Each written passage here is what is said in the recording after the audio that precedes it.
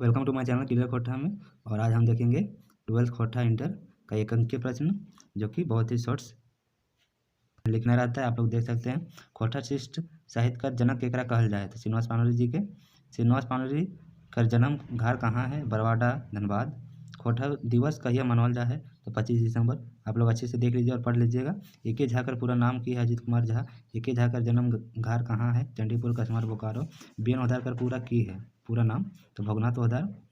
BN. Ohdar का जन्म घर कहाँ है? चेटर, जो कि मेरे घर से ज़्यादा दूर में नहीं है। सुकुमार का पूरा नाम की है? सुरेश कुमार विश्वकर्मा। सुकुमार का जन्म घर कहाँ है? भेंडरा नवाडी, बोकारो। पंचम महतो कहाँ काम करो हलत?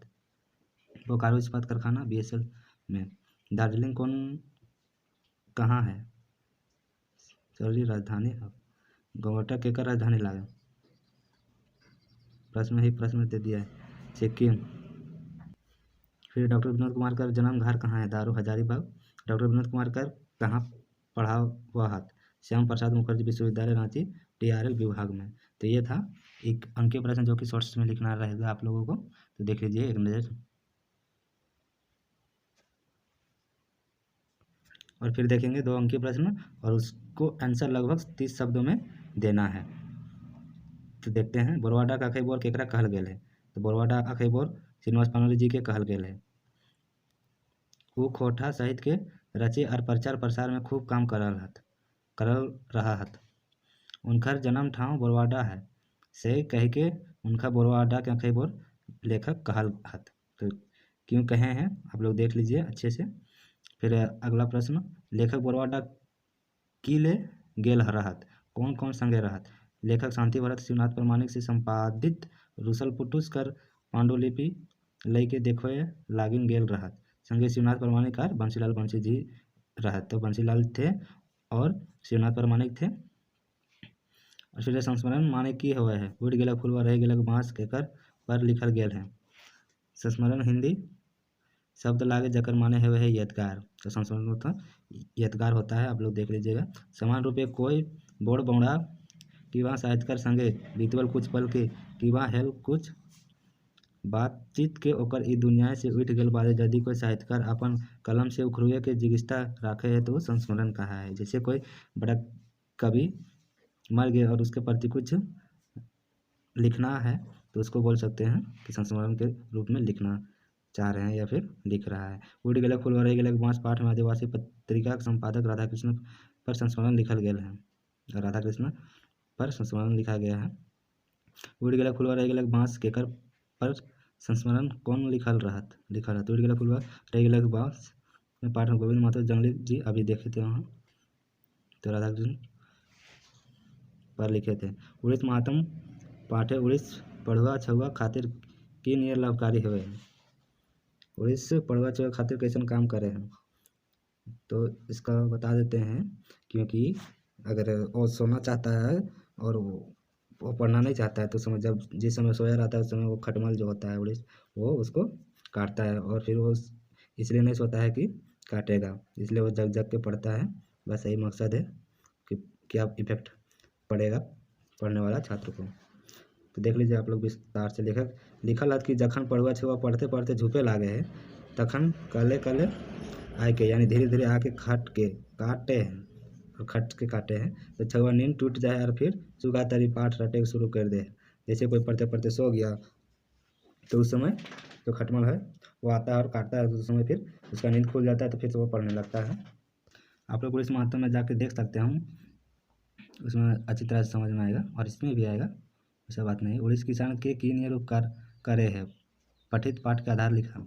उड़ीस महात्म में लिखल हत कि उड़ीस किसान गृहस्थ के रात भर जगाए राखे है। ई वजह से चोरी चिनवारी के कोनो डर नहीं रहा है।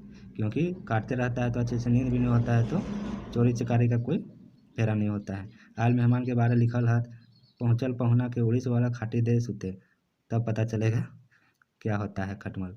फिर देखा एक रात तो कोनो तरी दूसरे दिन पहुना उड़ीसे के डरे फक पार यानी जहाँ से आया हो वो जैसे नदी वगैरह सीधे नदी पार।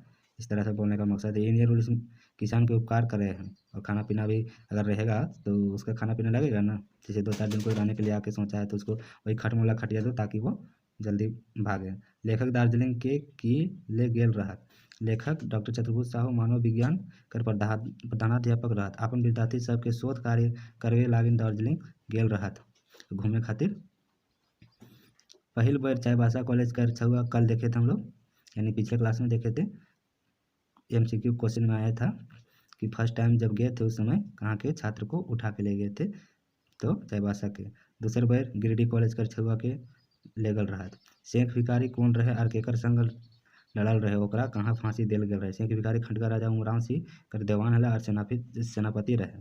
1857 ईस्वी में वो अंग्रेज संग लड़ल रहे। 1857 ईस्वी में अंग्रेज से लड़ते हैं। शेख भिखारी के चुटुपालू घाटी एगो बोर गाछ है। 8 जनवरी 1858 को फांसी देल गेल रहे और अभी भी ये बरगद का पेड़ है फिलहाल।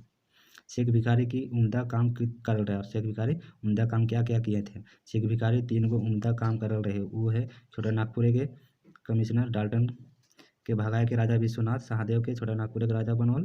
तो पॉइंट आउट कीजिएगा आप लोग भी, ताकि उससे नंबर आप लोगों को बेनिफिट होगा। दूसरा उम्दा काम रहे सिख फौज मेजर भीषण सिंह के फुसला के अंग्रेज के विरोध है डंडवाल खड़ा किया। सुरेंद्र सिंह कर अगुवाई में हजारीबाग कर जेल खाना तोड़ के संथाल विद्रोह के सबको भगा देता है। आप लोग शेख भिखारी के जीवन में जाकर देख सकते हैं क्लियर खोटा में, खासकर सभी वीडियो अपलोड है। विवेक केकर से की ले रुपया मांगल रहे। डाह नाटक कमू के पात्र विवेक कारखाना के मालिक रेवती प्रसाद कर पिछले क्लास में भी देखे थे, क्वेश्चन ऑब्जेक्टिव में पूछा था कि विवेक कौन सा फैक्ट्री में काम करता था, कौन सा मालिक का फैक्ट्री में, तो रेवती देवी करके था, आप लोगों को याद होगा। जब पानी पटवे की मशीन कीने ले 1000 रुपया मांगल रहे, मशीन लेने के लिए पानी पटाने वाला। ध्रुव सिंह 500 रुपया एडवांस देल बाकी मालिक से मांगे की बात करा। और ध्रुव सिंह 500 दिया और बाकी मालिक से मांगने को कहा। रुपया चोरी हेल बादे मालिक रेवती प्रसाद 5000 रुपया देला। और डाह कर हिंदी में माने की हवा है। डाह केकर माने केकर प्रति उपजल। डाह कर हिंदी माने हवा ईर्ष्या गुस्सा, कि वो ऐसा कर रहा है तो उसको नीचा दिखाने के लिए डाह उसको बोल सकते हैं, या फिर वो जलन बोलते हैं। नाटक में डाह विराट कर माने विवेक के प्रति ऊपर रहे, तो डाह के विराट के प्रति मैंने विवेक के ऊपर रहे, दोनों भाई को लड़ा रहा था। कर्मा कहानी कौन समस्या पर लिखल गया है, और कर्मा कहानी जो लिखी है, कर्मा कहानी बोकारो इस्पात कारखाना में उपजल समस्या पर लिखल गया है। एक में बने के पहर मजूरा रूपे काम कर रेजा कुली कर दर्द के देखल गेल है। कहे कि कारखाना बनल बादे उस सबके बेगौना है गेला, बेगाना जिसको बोलते हैं हिंदी में। कहानी के मुख्य पात्र कर्मा एगो कुली रहे और कर्मा एगो कुली रहे। रेजा रूपे काम कर रहा और रेजा के रूप में काम करते थे। जे रकम कर सपना देखल रहत वो सब हम हवा में उड़ गया। जो सपना देखे थे कि हम वहाँ काम करके ये करेंगे वो हवा में ही चल गया। फूलो तो पाखने चपाई के मर गेल और कर्मा ओकर वियोग बिना बिहा करले जिंदगी बिताए रहल है दुख सब लेके। और कर्मा नहीं सॉरी फूलो तो पाखने में पखन में छिपा के यानी दब के मर जाती है, और कर्मा होकर याद में बिना ब्याह कर ले जिंदगी बिता देता है। दीदी जी कहानी से की सीख मिले है। पंचम महतो का लिखल कहानी सुधारवादी कहानी लागे। एक मुख्य पात्र फूलमणि है जो बांझपन यानी बच्चा वगैरह नहीं होता था तो वो स्कूल में पढ़ाने का ऑफर वगैरह देने लगा, बच्चा लोग को एकत्रित करने लगा। ओकर मास्टर ने बनाए के ओकर निराशमय जिंदगी के खुशहाल बनाए दिल गेल, और वो बच्चा बिना तरस रही थी तो वही सहयोग हो जाता है और वो भुला जाती है अपना गम को। ये काम में ओकर मदद पुरुष राम बाबू यानी उनके जो पति थे राम बाबू, और गाँव के मानी लोग जो गांव के वो बात निर्णायक बात बोलते हैं जैसे, या फिर गांव के लोग ज़्यादा उसको मान्यता देते हैं, वो बोले कर विशेष हाथ रहा। और दोनों का विशेष हाथ था। एक दुखिया कि कैसे सुखिया बनल जाए, ये कहानी के सीख है दीदी जी के कहानी में। दीदी जी कर जिंदगी कैसे बदल। दीदी जी कहानी उनके पता फुलमणि लागे कि वो एगो बांझ मेहरारू रही और वो जिसको मतलब बाल बच्चा नहीं होता था। निराश से वो सुखा के कांटा है गल और सुखा के कांटा हो गई थी। ओकर मदद पुरुष राम बाबू और गाँव के मानी लोग विष्णु बाबू मिलके ऐसा योजना बनैला कि फंसाए बाज गेल और मास्टर बन गेल। और वो मास्टर भी बन जाती है और वो फिर स्कूल उद्घाटन करती है उसी गाँव में। एकर से ओकर जिंदगी बदल गया, निराशमय जिंदगी खुशहाल बन गया और निराशमय जिंदगी खुशहाल बन गया था। बारी केकरा कहल जा है, पाठ्य कथा रे लिखा है, रकत बारी माने हेवे है रकत कर छींटा, खून का छींटा। मैंने एक बिहार से गुरल बादे कन्या के घाट ढोके पहिल परछल बादे एगो पाठा के यानी बकरा के काट के ओकर रखते के यानी खून का छींटा पार खुंदले हेवे के पर्दा के रकतवारी कहल जा है। ये एगो पूर्ण और अंधविश्वासी प्रथा लगा और ये पुराना और अंधविश्वासी प्रथा नियम है। ये छोटानागपुर कोई समाज में पावल जाए और ये छोटानागपुर के समाज में कोई कहीं कहीं पाया जाता है। ये सब अब गाते गाते बंद हो रहा और ये सब धीरे धीरे बंद होने लगा। डायन कहानी में कौन केकरा डायन कहल रहे, डायन कहानी में शुक्रा के बहुत सुतल रही, सांस उठवे के गेली तो सांस उठवे गेली तो वो और बार बके लागली और बार बोलने लगे। शुक्रा के माए शुक्रा के चांदू काका के डाके कहल चांदू काका एगो ओझा रहे यानी देखने के लिए बोले डाके। तो वो आई के एगो रानी मेहरारू बुधनी माई के डायन कह के ओकर नजर लागल बात कहल। डायन कहानी के मुख्य पात्र कौन लागे और ओकर की बीमारी रहे। पंचम महतो का लिखल कहानी डायन के मुख्य पात्र शुक्रा के भूख लागे कर ओकर हिस्सियाटिक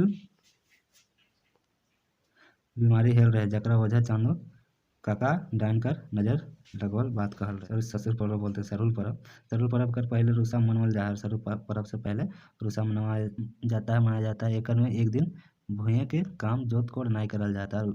उस दिन रुसा में जो भी जोत कोड़ होता है वो काम नहीं किया जाता है। तो ये था मेरा गद्य भाग से 2 अंकीय प्रश्न जो कि आप लोग 30 शब्दों में लिख सकते हैं। अब इसका आगे देखेंगे अगला क्लास पहले भाग।